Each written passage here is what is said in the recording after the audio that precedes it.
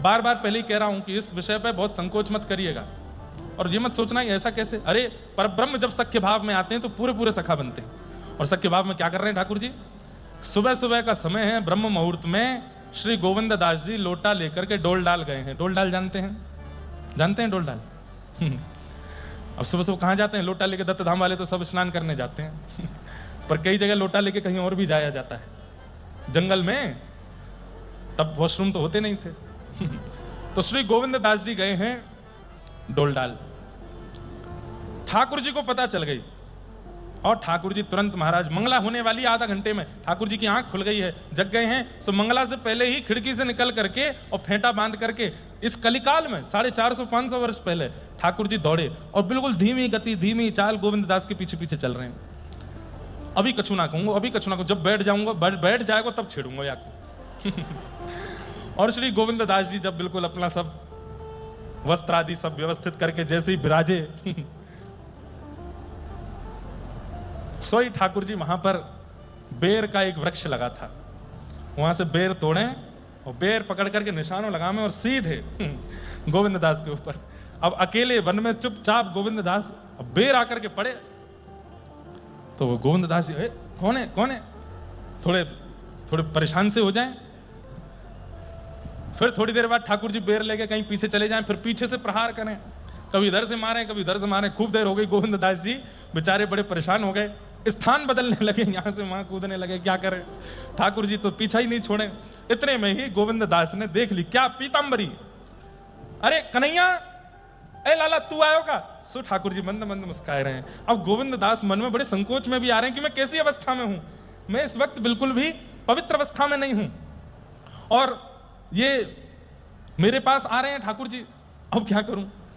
लेकिन ठाकुर जी ने जैसे ही गोविंद दास ने ये विचार किया कि मैं पवित्र अवस्था में नहीं हूं, ये मेरे पास आ रहे हैं, सो ठाकुर जी का मुंह बन गया। ठाकुर जी मतलब मैं तो कुछ सखा मानूं तो ये बीच में परब्रह्म दृष्टि मेरे प्रति काई कुलारो है, सोच रहे हैं।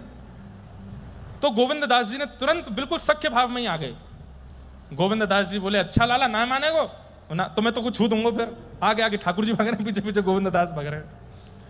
इतने में ही सामने से गोविंद दास जी की माता जी आ गई और उनको ठाकुर जी तो दिखे नहीं, गोविंद दास दिख रहे। अब वो अपना पल्लू करे, अरे राम राम राम राम, इतनी बड़ी उम्र में ये देखना क्या कर रहा है ये तो गोविंद दास जी बड़े बिल्कुल संकोच में आ गए। ठाकुर जी अंतर ध्यान है ठेंगा दिखा के भाग गए वहां से।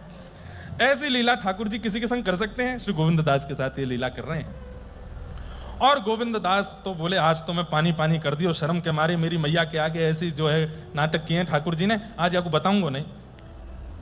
और गोविंद दास मैया से जाके बोले, मैया कोई से कहियो मत। बोले लेकिन मैं कहूंगी तो नहीं, पर ये है का रहे हो ये बताया को? बोले मैया मैं बताऊंगा तो कुछ समझ में नहीं आवे कि तू याद बढ़िया पूछा ही मत भयो का। गोविंद दास स्नान आदि करके शौच आदि निवृत्त होकर बिल्कुल शुद्ध पवित्र अवस्था में आकर के वस्त्र धारण करके सेवा करने जाते थे मंदिर में। रोज राग सेवा करनी है। देखिए बंधुओं, ठाकुर जी मंदिर से बाहर खेलने आते हैं गोविंद दास के साथ, लेकिन इसके बाद भी अष्ट सखाओं की एक विशेषता है, मंदिर में जाके सेवा करना नहीं छोड़ा। कुम्मन दास जी के चरित्र में मैंने वो बात सुनाई नहीं थी आपको कि कुम्मन दास जी खेती कर रहे थे, हल जोत रहे थे अपनी खेत में, तो ठाकुर जी ऐसे अपने पल्लू में अनाज लेकर के और पीछे पीछे ऐसे डालते चल रहे थे। खेती की बुवाई कर रहे हैं ठाकुर जी और आगे हल लेके चल रहे हैं कुम्मन दास जी। इतने में ही मंदिर के घंटे बजने लगे। जैसे ही घंटे घड़ियाल बजे तो कुम्मन दास जी तुरंत हल छोड़ करके हाथ पैर धोकर के मंदिर भागे। तो ठाकुर जी आगे सामने ठाड़े गए, क्यों रे कहां जा रहा है? बोले मैं मंदिर जा रहा हूं। अरे मैं तो तेरे साथ खड़ा हूं, मैं तो तेरे संग हल चलवा रहा हूं, मैं तो तेरे संग यहीं ठाड़ा हूं, तेरे सामने ठाड़ा हूं, फिर तू मेरो दर्शन कर। मंदिर का ही गुजारो, मंदिर में तो मैं अस्थिर रह के खड़ा रहूं और उन लोगों को दिखाई दूं जो मुझको सचल ना देख सकें, वो अचल मेरो दर्शन वहां पे करें। मैं तेरे संग सचल यहां डोल रहा हूं, फिर मंदिर का ही गुजारो है। गोविंद दास चतुर्भुज दास जी का उत्तर बहुत सुंदर है। क्या कहते हैं? ठाकुर जी आप मेरे खेत में आते हो, मेरे घर पे आते हो, मेरे पास आते हो अपनी इच्छा से। कल को यदि मुझसे कोई अपराध हो गया तो आप आना बंद कर दोगे, लेकिन मंदिर में आप विराजमान हुए हो मेरी गुरुदेव की इच्छा से, आचार्य की इच्छा से, और चाहे जो हो जाए मेरे घर आना बंद कर दोगे, पर मंदिर से तो आप कहीं नहीं जाओगे ना, वहां तो आप सदा मिलोगे।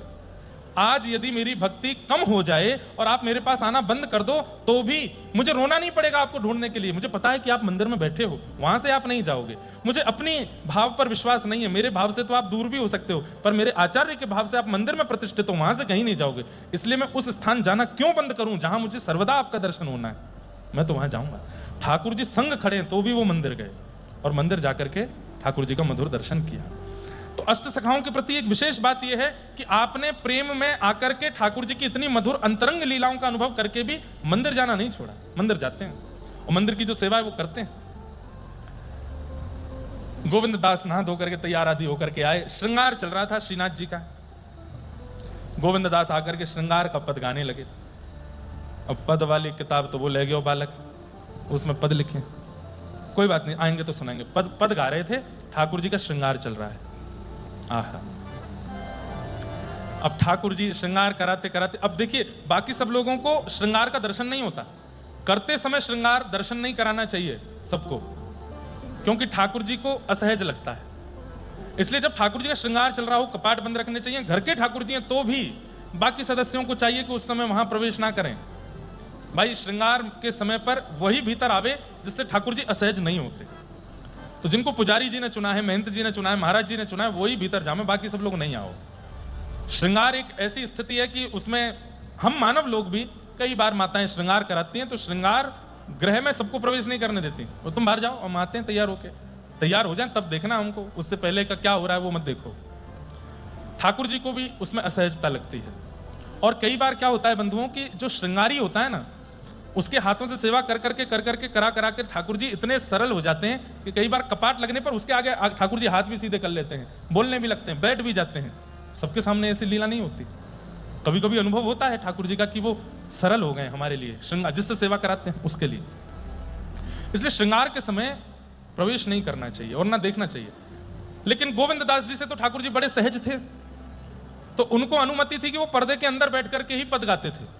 तो पर्दे के अंदर बैठ करके पद गा रहे थे और ठाकुर जी के गोविंद दास जी संकोच में है। बहुत ध्यान से इधर देखो, ये लीला थोड़ी सी अनुभव करने की है। गोविंद दास जी सुबह की लीला से थोड़े सकुचाए हुए से हैं। आज ठाकुर जी ने ऐसी स्थिति में मुझको देख लिया और जाने क्या क्या करके गए, तो आके प्रणाम किया। तो एक बार जैसे ही नजर उठा के ठाकुर जी को देखा तो ठाकुर जी व्यंग में हंस रहे थे, हमने तो आज सब देखा।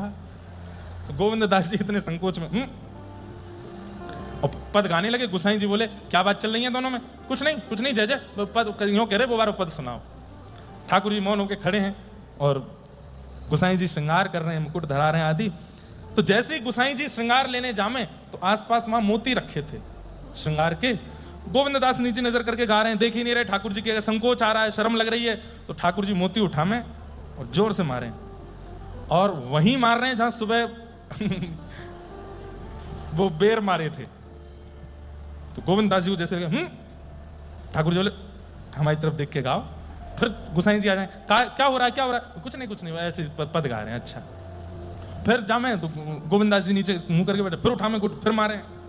2-3 बार गोटी मारी तो गोविंद दास जी थोड़े से ऐसे झुंझला से गए, रुको अभी बताऊं। तो जो गोटियां उनको मारी थी वही गोटियां इकट्ठी करी, बोले अब मैं मारूंगा। अब गोविंद दास जी को ये याद नहीं रहा, इन्होंने जैसी गोटी मारी उसी समय गुसाई जी पलट के देखने लगे और इन्होंने ऐसे करके गोटी मारी थी और वो ठाकुर जी के हस्त कमल पे आके पड़ी।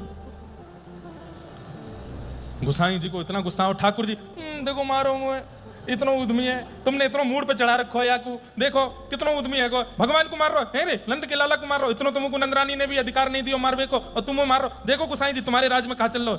गुसाई जी कहे गोविंद दास तू तो बहुत बेकार आदमी है, ठाकुर जी पे तू श्रम करावे, गोटी मारे ठाकुर जी। बोले 100 झूठे मरे होंगे तब ये लाला भय हो तुम्हारा। बोले इतना उद्यमी है या कि उधमन को कहा बताऊं मैं।